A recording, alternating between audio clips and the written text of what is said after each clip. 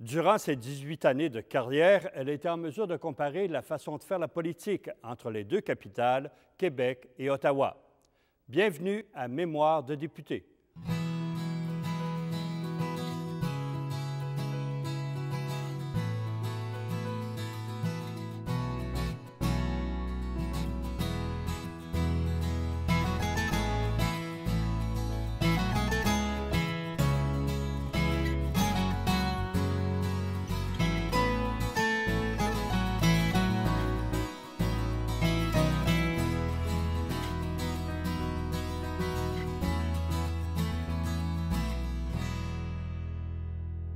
Bonjour, Mme Robillard. Bonjour. Pendant que vous faisiez toutes ces réformes-là dans l'éducation, ces exigences nouvelles, sur le plan politique, au Québec, le gouvernement Bourassa négociait les ententes constitutionnelles qu'on appelle l'accord de Meach, plus tard les propositions de Charlottetown.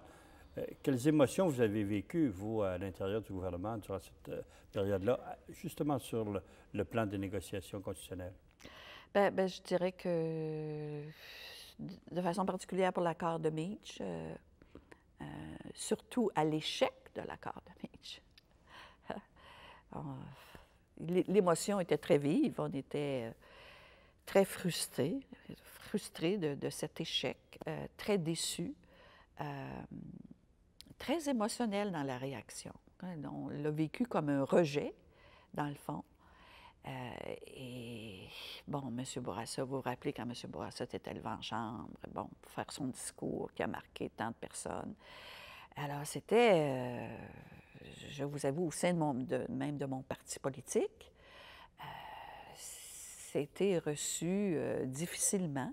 C'est dans ce contexte-là qu'on a vécu le rapport à l'air et tout par la suite. Bon.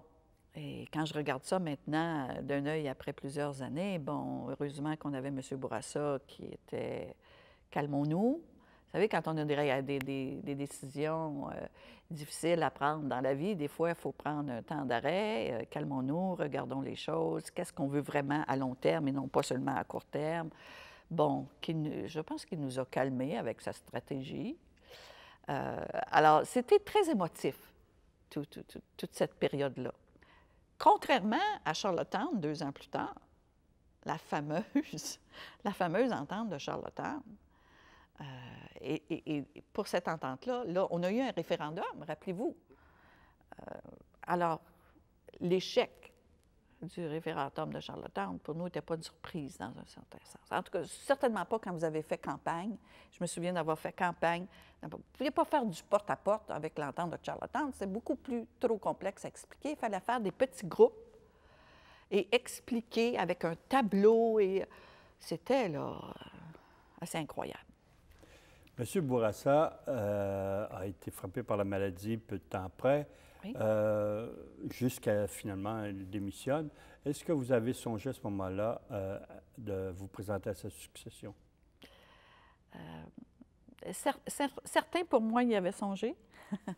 D'abord, à l'intérieur de mon caucus. Il faut dire qu'à ce moment-là, ça faisait 3 ans que j'étais dans l'équipe. J'avais réussi avec le dossier du collégial, quand même, à faire passer une nouvelle législation, etc. Je me défendais relativement bien en chambre avec mes critiques de l'opposition. Donc, les gens dans le caucus, je me souviens de Lise Bacon qui, elle, avait décidé de ne pas y aller et prônait beaucoup une femme. Alors, nécessairement, vous réfléchissez un peu à la question, mais je vous dirais que rapidement, j'ai exclu ça de mon profil, dans le sens que je me disais jeune politicienne qui avait encore des croûtes à manger. C'est souvent le cas pour une femme, je dois vous dire. Plus difficile? Non, c'est-à-dire qu'on trouve toujours que... Alors qu'à côté, vous avez un homme qui a la même expérience que moi et lui, il n'hésitera pas à y aller en leadership. Mais moi, je trouvais que j'étais trop jeune dans mon expérience politique, qu'il me fallait plus de bagages pour y aller. C'est ce que je veux dire. On veut toujours, nous, je pense, plus d'expérience avant de se lancer dans quelque chose. Alors, j'ai éliminé ça rapidement, mais il fut question, un certain temps, d'appuyer mon collègue Gérald Tremblay, qui avait pensé à y aller, Gérald, et d'y aller dans une formule assez innovatrice, de faire comme un tandem, Tremblay-Robillard. Gérald Tremblay qui se présentait comme le leader, mais moi, j'étais comme la seconde. Et donc, ça voulait dire, bon, c'est un peu le modèle américain qu'on n'a jamais connu chez nous, mais ça voulait dire comme à l'avance que le leader montrait ses couleurs, qui serait le numéro 2 du gouvernement s'il était élu premier ministre. C'est comme si le premier ministre annonçait sa vice-première ministre à l'avance. C'était... Alors, on avait songé à cette formule-là, qui était assez originale, mais très rapidement, Gérald s'est aperçu que Daniel Johnson était drôlement en avance. Mais M. Johnson a été choisi chef. Oui. En termes journalistiques, on appelle ça un couronnement.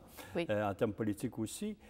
Est-ce qu'il vous en a voulu parce qu'il vous a tout de suite nommé à la santé, qui est le plus gros ministère? Comment il vous a présenté ça?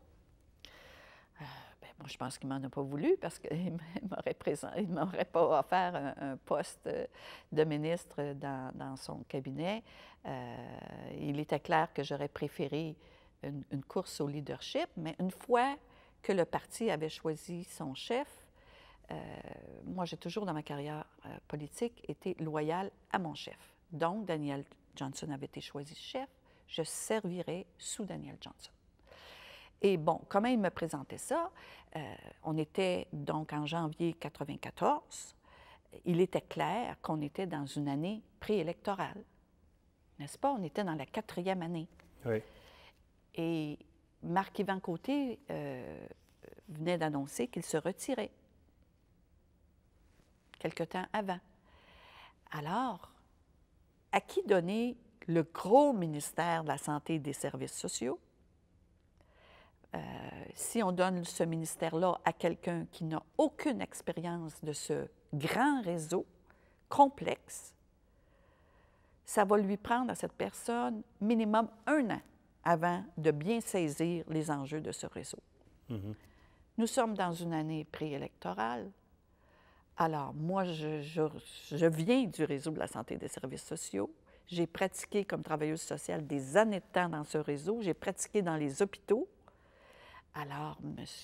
Johnson dit, bon, qui d'autre que Lucienne peut assumer dans l'année préélectorale? Et c'est comme ça qu'il m'a demandé d'assumer le portefeuille. Est-ce que ça vous a donné le temps d'imposer votre marque, d'amorcer des réformes, des changements au ministère de la Santé? Bon, il faut réaliser que Marc-Yvan Côté avait fait une réforme majeure du réseau de la santé et des services sociaux en 92. En 93, il fait sortir la politique de santé et de bien-être, donc les grandes orientations. Et là, moi, j'arrive. Alors, c'est un réseau, j'arrive dans un réseau où toutes les structures du réseau ont été chamboulées. Et un grand réseau, quand vous chamboulez les structures, ça prend quelques années avant que vraiment il recommence à fonctionner. Alors moi, ma priorité, c'était d'amener les gens du réseau. Écoutez, vous avez vécu un gros changement de structure depuis 2 ans. Il ne faut pas oublier pourquoi vous existez. Hein? Vous existez pour la personne qui est devant vous et qui a besoin de soins. Donc, les réorienter vers le service à la clientèle. Je me souviens d'abord d'avoir donné le feu vert au projet pilote des sages-femmes. Parce que vous vous rappelez, à l'époque, il y avait de la controverse autour de ça. Alors, j'ai donné le feu vert pour que les projets pilotes des sages-femmes commencent. J'ai donné le feu vert pour que le système d'info-santé dans toutes les régions du Québec soit mis sur pied, que soient mis sur pied ces systèmes-là. On avait eu un problème important au niveau de la recherche, la recherche clinique dans les hôpitaux. Nous avions un médecin qui faisait de la recherche pour le cancer du sein, qui avait falsifié des données au niveau de la recherche. Alors, ça a fait une controverse, non seulement au Québec, non seulement au Canada, mais à l'international. Un chercheur, un médecin dans sa recherche clinique. Et là, ça m'a amené à réfléchir sur la recherche clinique et les mécanismes de contrôle. Et là, j'ai mis sur pied un comité d'experts. Alors, ce comité d'experts a fait rapport qui est devenu un plan d'éthique et d'intégrité scientifique pour la recherche clinique dans les hôpitaux. Donc, j'ai été seulement 9 mois à la santé, là, mais il y avait plein de dossiers, comme je vous dis, qui régulièrement, il fallait prendre des positions. Et je n'ai pas pu accomplir de grandes réformes, mais je pense que j'ai permis à ce qu'on continue d'avancer dans ce qui avait été imaginé par mon prédécesseur. Et durant ce mandat bien rempli, de 89 à 94, à la tête de chacun de vos 3 ministères, vous avez succédé à des grosses pointures, comme on peut appeler dans le jargon politique. Il y avait d'abord Mme Bacon à la culture, M. Ryan à l'enseignement supérieur, Marc-Yvan Côté à la santé. Comment ça s'est fait, la succession dans chacun des cas? Oui, vous faites bien de me le rappeler parce que je considérais que le premier ministre là, me mettait dans des situations, des défis toujours de plus en plus grands. D'abord, de prendre la place de Lise Bacon à la culture, qui avait été là pendant 4 ans, qui avait réussi le statut de l'artiste, qui était adorée du milieu culturel, qui avait une grande influence aussi au Conseil des ministres. Je dois vous dire que Lise elle-même m'a aidée à faire, moi, la jeune politicienne, pas d'expérience, à faire la transition. Je me rappelle quand elle a fait ses adieux au personnel du ministère des Affaires culturelles, elle m'a amenée avec elle pour me présenter à l'ensemble du personnel, donc pour que la transition se fasse mieux. Et elle est très, très près de M. Bourassa, en plus. Très près de M. Bourassa, et j'étais à mes premières armes en politique. Et quand vous arrivez pour la première fois à un conseil des ministres, là, vous ne savez pas comment ça se passe, comment les décisions se prennent.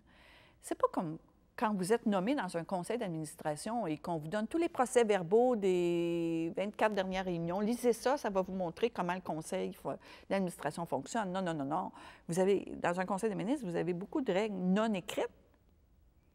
Et comment le premier ministre dégage un consensus autour de la table? On ne vote pas un conseil des ministres.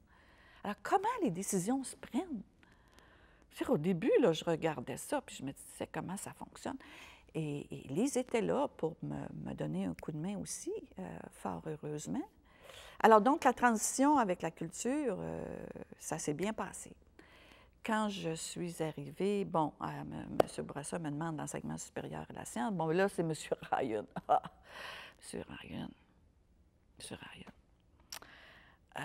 Écoutez, les recteurs d'université, qui, à l'époque, si je me souviens bien, étaient tous des hommes. Oui. Quand je suis arrivée à ma première réunion, la conférence des recteurs d'université, et que j'arrive dans cette grande salle et qu'il y a une belle table ovale, là, et il me regarde rentrer, à côté de M. Ryan, l'éminence, et moi, la jeune politicienne d'1 an, qui arrivait. On m'a regardé d'un œil assez sceptique, je dois vous dire. Mais rapidement, on a appris à se connaître. Ils ont appris à me connaître aussi. Je pense que j'ai développé la réputation d'une ministre qui travaillait beaucoup ses dossiers, qui connaissait ses dossiers et donc qui pouvait engager un dialogue assez actif avec les intervenants du milieu, de sorte que quand je les ai laissés, ces fameux recteurs, 3 ans plus tard, ils m'ont fait une fête extraordinaire. C'était un départ émouvant. Et avec Marc-Yvan Côté, Marc-Yvan avait déjà quitté. Alors, il n'était pas là, lui, pour faire la transition avec moi. Mais comme c'était un réseau que je connaissais et que je connaissais les acteurs du réseau, de la santé et des services sociaux, hein, ma carrière professionnelle d'avant la politique n'était pas si loin que ça, c'était assez facile. Et j'ai toujours été ce que j'appelle une ministre terrain, dans le sens que je me rendais sur place.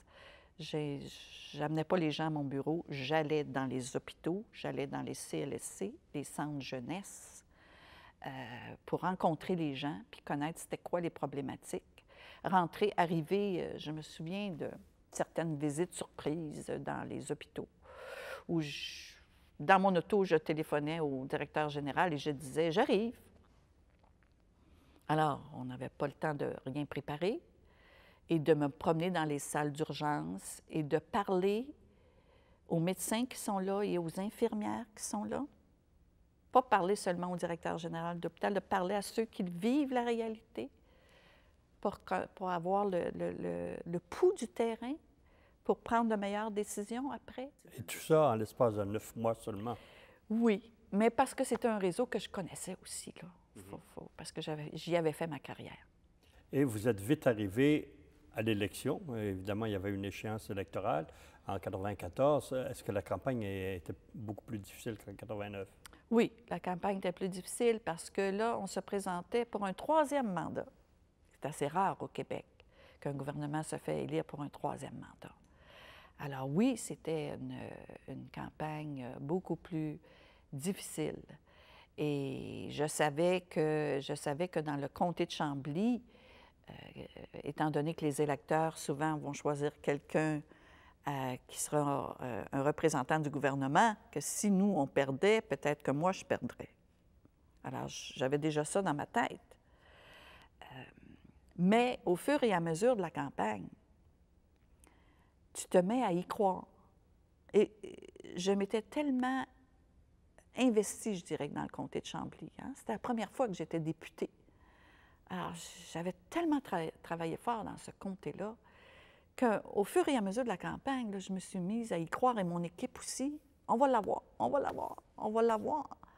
Même si les chiffres pour le Parti libéral à l'échelle de la province diminuaient, nous, on se disait, on va l'avoir dans Chambly. On va vraiment l'avoir. Puis, à peu près à une dizaine de jours du vote, il y a eu une problématique fort importante au service de police de la ville de Chambly. Et il y a eu une descente de la SQ à la police de Chambly, à plein milieu, vers la fin de la campagne électorale. La population de Chambly était pas contente de cette action, donc était furieuse contre le service de police. Mais vous savez que la population souvent mêle le municipal, le provincial, le fédéral. C'est souvent le premier qui va en élection qui est cop. Hein? Voilà. Alors ça m'a vraiment pas aidée. Et le soir des élections, je pense que j'ai été le dernier comté dont on a annoncé les résultats. Alors, toute la soirée des élections, c'était... là, je me présentais contre Louise Baudouin. Alors, c'était Lucienne Robillard élue, Louise Baudouin élue, Lucienne Robillard élue, en avance, en arrière, en avant. C'était comme ça, là, un yo-yo. Puis je pense qu'on l'a su comme à 11 heures le soir. Et Louise Baudouin l'a eu par 400 votes, quelque chose comme ça. Et comment vous avez réagi à cette défaite-là? Ce qui s'est passé, c'est que tous mes organisateurs et mes bénévoles étaient dans une salle et m'attendaient. Et moi, j'attendais le résultat final avant de rentrer dans la salle. Quand je suis rentrée dans la salle, j'avais des bénévoles, des organisateurs, anciens, des attachés politiques de mes ministères qui étaient là. Ça pleurait dans la salle. Et là, c'est comme si ça m'avait donné un coup, là, en disant, bon, alors, il faut que tu ramasses ton monde, Lucienne. Là. Alors, je me souviens très bien d'être montée, c'était plein de monde, d'être montée sur une chaise et de leur faire un discours, là, que hein, c'était pas la fin du monde, c'était dommage, et qu'il y a un autre référendum qui s'en venait. On le savait maintenant que le PQ avait été élu, il en avait fait une promesse, et qu'on serait là au prochain référendum pour se battre. Alors, j'avais remonté mes troupes. Quand je me suis retrouvée chez moi, seule, dans les jours suivants, Il est certain que j'étais déçue de cette défaite, mais je ne l'ai pas vécu, et je pense que c'est ça qui est important, je ne l'ai pas vécu comme un échec personnel. Et ce n'était pas non plus la fin de ma vie professionnelle pour moi, là. Ce n'était pas la fin du monde. Et ça vous a donné l'occasion sans doute de faire une sorte de bilan de ces 5 années, de ces 3 ministères que vous avez dirigés. Qu'est-ce que vous en avez tiré comme conclusion? Bien, je dirais, bon, le ministère de la Culture, 1 an, puis le ministère de la Santé et des Services sociaux, 1 an. Alors, dans l'espace d'1 an, un ministre ne peut pas réaliser des grandes réformes. Et ce que j'en retire donc, c'est mes 3 années à l'éducation, où j'ai adoré ce portefeuille. D'abord, j'avais une équipe sous-ministérielle des plus compétentes. Et ce que j'ai adoré dans ce portefeuille, c'est de travailler pour les jeunes du Québec. Tu as l'impression que tu travailles pour l'avenir. Hein? C'est une réforme en profondeur, tu vas en voir les effets à long terme, pas dans les 4 ans que tu es là. Et vous étiez toujours député de Chambly. Comme député, vous avez sûrement fait des choses dans votre circonscription. Qu'est-ce qui vous a donné le plus de satisfaction auprès de vos électeurs? Ah, mon Dieu, le député. Chambly. Écoutez, je me souviens quand j'ai fait mon bilan pour le présenter à la population, quand je me suis représentée en 1994, nous avons été même surpris de tout ce que nous avions réalisé pendant ces 5 ans-là. Que ce soit un des gros dossiers, c'était une nouvelle école secondaire dans la ville de Chambly. Vous pouvez imaginer l'arrivée d'une école secondaire dans un milieu, qu'est-ce que ça veut dire? Ça, c'était un gros dossier dans la ville même de Chambly. De même qu'un projet de garderie, donc les parents sont très impliqués, la mise en place d'une garderie, parce que chacune des villes avait leur spécificité. Quand on était à Saint-Bruno, il y a un magnifique parc, je ne sais pas si vous connaissez le parc de Saint-Bruno, un magnifique parc, et là, ce fut une bataille pour que le Saint-Bruno conserve son titre de parc de conservation. Alors, on a réussi à protéger le parc comme un parc de conservation, à avoir un centre communautaire que la ville voulait, d'avoir un HLM à loyer modique aussi à Saint-Bruno, à Saint-Basile, la bibliothèque municipale qu'on a mis sur pied. Bon, plein de projets que j'ai réussi à faire avec les agents du milieu. J'avais un bilan en or. J'ai été présente dans ce comté-là, je ne dirais pas à 100 à 150 C'était ma première expérience dans la vie politique. Alors, j'y ai mis tout mon cœur pendant ces 5 années. J'étais très fière des résultats. Et ça vous a donné beaucoup de satisfaction Oui. À réaliser ces choses. Tout à fait. Madame Robillard, vous n'êtes pas restée longtemps à l'écart de la politique après votre mandat à l'Assemblée nationale. M. Jean Chrétien est venu vous chercher pour aller avec lui à Ottawa. Comment ça s'est fait?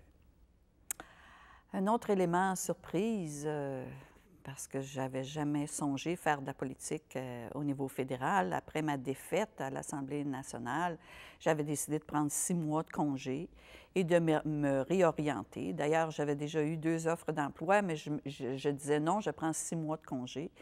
Quand tout à coup, j'ai eu un téléphone d'André Ouellette. André Ouellette était le lieutenant politique de M. Chrétien au Québec à l'époque. J'ai tout lieu de croire que on avait suggéré à M. Ouellette ma candidature. On me dit, mais je n'ai pas vérifié, que Guy Saint-Pierre serait l'un de ceux qui auraient suggéré André Ouellette, étant donné le référendum qui s'en vient, pourquoi tu ne vas pas chercher Lucienne Robillard, etc., etc. Donc, je reçois le coup de fil d'André Ouellette, voulant me rencontrer, et il me parle donc de me présenter au fédéral et d'avoir un rôle important dans la campagne référendaire qui s'en venait. Et moi, je ne connaissais pas M. Chrétien. J'ai donc exigé de rencontrer en tête-à-tête M. Chrétien. pour le connaître, le rencontrer, savoir c'était quoi ses attentes, parce qu'on sait comment c'est important quand on est dans une équipe, qu'est-ce que notre leader va décider et comment il va nous orienter comme équipe. J'ai donc rencontré M. Chrétien en tête-à-tête pour qu'on puisse parler ensemble de ce que serait mon rôle et comment ça pourrait se passer. À la suite de quoi, je me suis présentée parce que M. Chrétien, c'était vraiment la volonté à ce moment-là de M. Chrétien et c'est donc la première fois qu'il était très clair qu'il venait me chercher non seulement comme député, mais pour être aussi à son cabinet, pour être responsable de la campagne référendaire, au point où il a demandé à un député en exercice de se retirer. Et on m'a offert ce siège-là. Ça, c'était Saint-Henri-Westmount. Saint-Henri-Westmount à Montréal. Un château fort libéral, donc pas trop de difficultés à vous faire élire. C'était un château fort libéral, oui. Maintenant, quand je suis arrivée à Saint-Henri-Westmount, je dois dire qu'il y a eu un choc de la population. D'abord, on retirait leurs députés qu'ils avaient élus démocratiquement. Alors, c'était ce qu'on appelle un parachutage. Ce n'est jamais facile d'arriver dans un parachutage. Heureusement, j'ai eu l'appui du conseil de l'association de comté. Son président, qui était maître Simon Potter, a été excellent pour m'accueillir, me présenter à des gens. Mais les électeurs du comté de Saint-Henri-Westmount ont eu un choc en voyant arriver non seulement une femme, mais en plus une francophone. Alors, ils avaient été habitués à des hommes députés anglophones. Alors, voici la femme francophone qui arrive dans le comté de Saint-Henri-Westmount. Ce fut un certain choc et j'ai donc dû me faire connaître. Nous avons mené une campagne comme si on ne prenait pas pour acquis la victoire et me faire connaître. Alors, des assemblées dans les maisons, du porte-à-porte. On était en plein hiver. Janvier, j'ai été élue le 13 février, donc janvier, début février, nous sommes en campagne électorale. Mes organisateurs politiques me font faire même les arrêts d'autobus le matin pour rencontrer les travailleurs. Vous savez, la filée là, puis il fait moins 10 ou au moins... Ce fut une campagne très difficile, mais je l'ai fait. Nous avions comme objectif de gagner tous les pôles de Saint-Henri, ce qui n'avait pas été fait depuis très longtemps au niveau fédéral. Mais on l'a réussi. Et M. Chrétien vous nomme ministre responsable de la campagne référendaire au niveau fédéral. Quelle mission particulière il vous donne? Évidemment, de gagner, mais... Bien, ça veut dire ça, dans une campagne référendaire, comme vous le savez, étant donné la loi du Québec, le chef du camp du non, et donc au Québec, c'était Daniel Johnson, le chef du camp du non. Et il y a toujours un représentant du gouvernement fédéral au sein du comité du non. Et donc, j'étais la représentante, la porte-parole, si vous voulez, la porte-parole du gouvernement fédéral au sein du comité du non. Pour travailler avec M. Johnson, il y avait naturellement Jean Charest à l'époque, qui, lui, représentait le Parti conservateur. Il était à Ottawa à ce moment-là, mais il était le représentant du Parti conservateur. Donc, j'étais la porte-parole officielle du gouvernement fédéral, de sorte que, quand on se présentait dans les assemblées publiques, très souvent, il y avait 3 discours, celui de M. Johnson, le chef du camp du non, suivi de M. Charest, suivi de mon discours à moi, ou peu importe. On représentait et on avait d'autres partenaires, naturellement, les forces du non. Merci beaucoup. On continue la semaine prochaine, Mme Robillard. Merci.